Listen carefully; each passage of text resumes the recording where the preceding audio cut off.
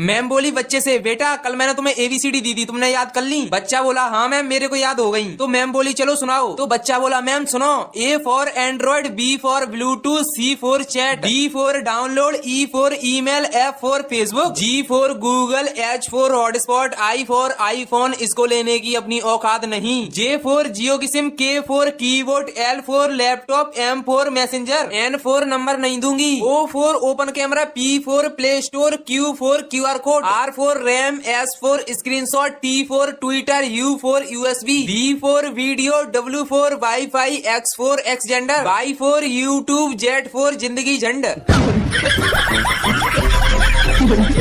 बच्चों आज आपके बोर्ड एग्जाम की डेट शीट आ गई है। नेक्स्ट मंथ 15 फरवरी से आप सभी के एग्जाम शुरू हो रहे हैं, इसीलिए अब सभी बच्चे जी जान से पढ़ाई में जुट जाओ। यही टाइम है कुछ कर दिखाने का। और हाँ, इस साल जो भी बच्चा सबसे ज्यादा मार्क्स का स्कोर करेगा उसे मैं आईफोन गिफ्ट करूंगी। ये सुन सभी बच्चे खुशी से उछलने लगे। इतने में पंकज बोला 14 या 15, 16 प्रो मैक्स। मैम बोली। ये सुन सभी बच्चे हंसने लगे और फिर मैम के जाते ही क्लास में सभी बच्चे आईफोन पर चर्चा करने लगे। मैं तो सोच ही रहा था 10th के बाद आईफोन लेने का, चलो अब गिफ्ट ही ले लूंगा मैम से। बैक बेंचर साहिल बोला आईफोन तो मुझे ही मिलेगा। तन्नू बोला, लेकिन वही गोलू चुपचाप शांत बैठा हुआ था। और फिर एग्जाम के बाद जब 3 महीने बाद रिजल्ट आया तो रिजल्ट देख ज्यादातर बच्चे उदास हो गए, क्योंकि 10th में सबसे ज्यादा मार्क्स का स्कोर इस बार टॉपर श्वेता की जगह बैक बेंचर गोलू ने किया था। और ये देख पूरे स्कूल में हलचल मच गई। लेकिन उससे भी ज्यादा हैरानी तो सभी बच्चों को तब हुई जब उन्हें ये पता चला कि गोलू स्कूल से अपनी टीसी लेकर शहर छोड़कर चला गया।